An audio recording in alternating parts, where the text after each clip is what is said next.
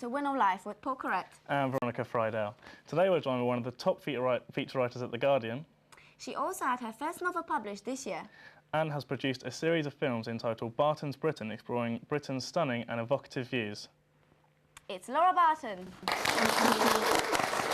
Laura, welcome to the show. Thank you. Now, you're an expert in the field of feature writing and a real inspiration for many here at the WINOL Features team. Who or what inspired you to get into feature writing? I just really liked writing all through, from when I was a little child onwards, and then I got involved in student journalism and got asked to join The Guardian before I left university. But I had a really inspirational editor at The Guardian who sort of taught me that you can sort of do the show right here, you can make things happen really quickly, or that there's a merit in doing really long-term projects, that kind of thing, and just to kind of enjoy using language. So he was probably my main inspiration, yeah. Okay, Laura, let's talk about your novel, 21 Locks. Tom Wolfe once said that it was every feature writer's eventual goal. Was that the same for you? I got into journalism as a sort of detour between, you know, I always wanted to write books, so yes, I suppose so, yeah. Okay. Okay, you've travelled all over England, Scotland and Wales, making a series of videos to paint a picture of modern Britain. You must have seen some wonderful sights. God, yeah, we went all over the place. Scarborough, and we've been to sort of power stations, and we've been to look at bluebells, and we've been to look at snow, and it was sort of an idea to get, you know, all the kind of stuff that doesn't normally get covered in a national newspaper, because you can get trapped in that. Was there like one particular place that stood out for you? Or? For me it was bluebells, because I'm a bit soppy and a bit of a girl, and it was such a beautiful, beautiful place, so yeah, in Hertfordshire. So. Okay. Now, a couple of our feature writers have been doing a bit of travelling on their own. Claire Lomas and Katie Rose had the pleasure to attending the wine show. We're here at the wine show in London. Our mission, to get absolutely sozzled. Only joking. When it came to thinking of a feature for this week, we heard about the wine show and thought, why not? A few cheeky glasses of wine? Sold. As far as we're concerned, wine is just used as a pre-drinks tipple, so we set out to see if we could cut it as wine journalists. We came across a woman who was a real-life wine journalist. What would be your top tip for us today, bearing in mind we're totally clueless about wine? I think you should talk to people behind the counter. That's the most important thing. Go and ask. She gave us a glass of white to start with and told us about it and how we must like hold the stem.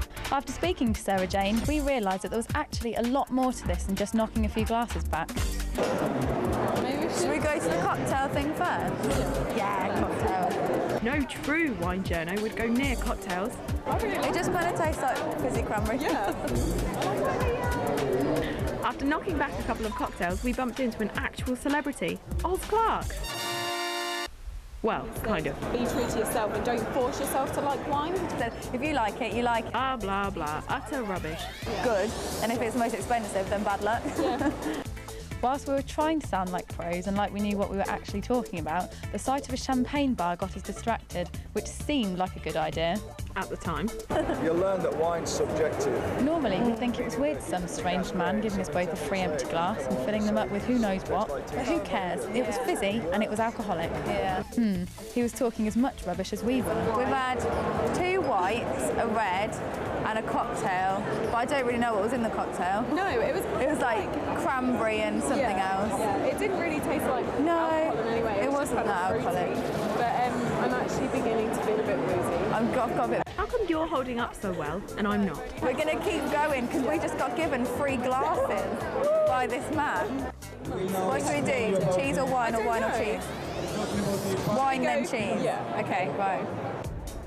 Okay, you try the Marseillais. Marseillais is a Côte de Nuit. The first Milan in Berlin before the West.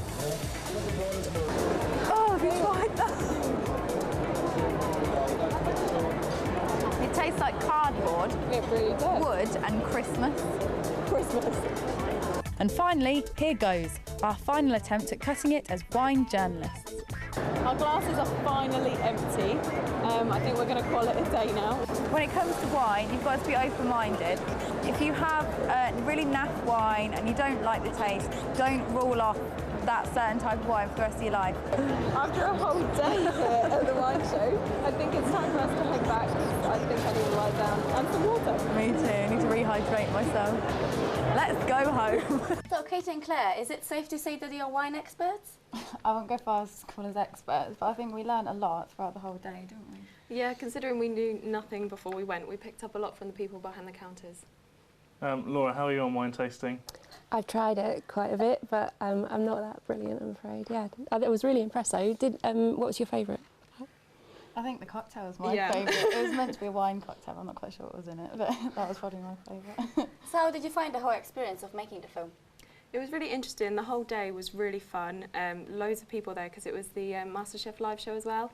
And we took Jake along with us because we didn't quite trust ourselves with the equipment that day because of the wine. Yeah, I was also under the impression that aren't you supposed to spit out the wine while tasting rather than drinking it? We were actually given the choice. They said you can drink it if you wish to, or you can just spit it out, but we chose to drink it, didn't we? So why not? Right. All right, let's move on from wine to food. Living in the current economic climate has left many students feeling as if they are doing another degree in accountancy as budgeting and money management becomes harder. Our consumer reporter, Justina Chlad, set herself the challenge of living on just £20 for 1 week. So this week I'm going to set myself a challenge and will try to live off a food budget of £20. What can you do for £20? You can get drunk on beer, you can get something healthy, or you can cheer yourself up with chocolate. The government says that a student's weekly food allowance is roughly £20.